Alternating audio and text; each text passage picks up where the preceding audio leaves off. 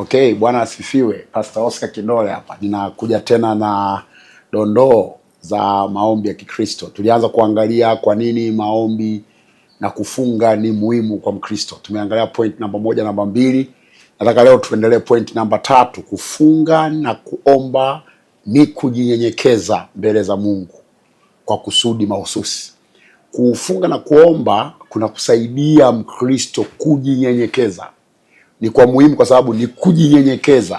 Unajua Mungu alipomuumba mwanadamu alimpa kutawala ulimwengu wake, alimpa kitu kinaitwa dominion, na ambayo Mungu asingependa kumuingilia mwanadamu katika hiyo mamlaka yake.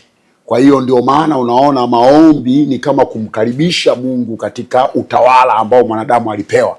Hii ndio sababu Yesu alipofundisha habari ya maombi alisema, mnapoomba semeni, Baba yetu uliye mbinguni, jina lako litukuzwe, ufalme wako uje, mapenzi yako yatimizwe hapa duniani kama huko mbinguni. Unaona, maombi ni kumuita Baba aje atawale kama huko mbinguni.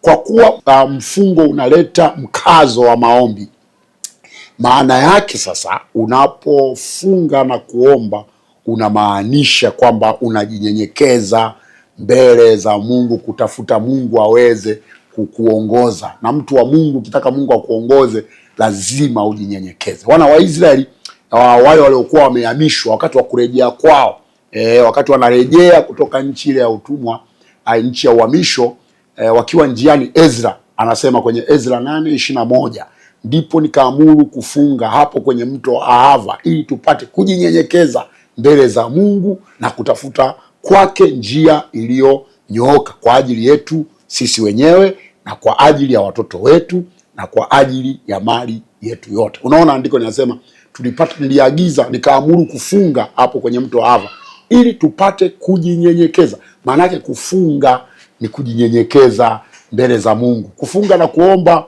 hakumbadilishi Mungu hata siku moja, isipokuwa kufunga na kuomba kunamfanya mtu wa Mungu ushuke chini ya kusudi la Mungu, chini ya mpango wa Mungu, ili kusudi Mungu akuongoze. Najaribu kufikiri hawa wana wa Israeli wakati wanatoka katika uhamishoni walikuwa wameshapewa mali, all the resources za kujenga, kwa kumjengea Mungu nyumba yake, za kujenga ukuta, na wako njiani wanaenda. Unajua, tukipata mali, tukipata fedha, tukipata kibali cha mfalme, mara nyingi tunapanda. Kwa hiyo kufunga na kuomba kwa Mkristo aliyefanikiwa kunamfanya ashuke kutafuta tena, Mungu niongoze katika njia yako, hii njia iliyonyooka. Tafsiri ya Kiingereza inasema right way, kuongozwa katika njia sahihi. Unaongozwaje katika njia sahihi? Unaongozwa baada ya wewe kushuka. Kumbuka nilivyoanza, nimeeleza kwamba mwanadamu alipewa dominion, alipewa utawala. Kwa hiyo Mungu hawezi kukuingilia kwenye utawala wako wewe usipojinyenyekeza, na hakuna namna nzuri na ya pekee ya kujinyenyekeza kama kufunga na kuomba. Kufunga na kuomba hakumbadilishi Mungu, isipokuwa kuna kufanya wewe muombaji kushuka na kuyaona mapenzi ya Mungu kwa usahihi zaidi. Na Mungu ameahidi kwamba tunapojinyenyekeza yeye atatuinua. Biblia inasema kwenye Nyakati wa Pili 7:14, ikiwa watu wangu walioitwa kwa jina langu watajinyenyekesha na kuomba na kunitafuta uso na kuziacha njia zao mbaya, basi nitasikia kutoka mbinguni na kuwasamehe dhambi yao na kuiponya nchi yao. Zingatia, Mungu anasema watu wangu walioitwa kwa jina langu wakijinyenyekesha na kuomba na kufunga.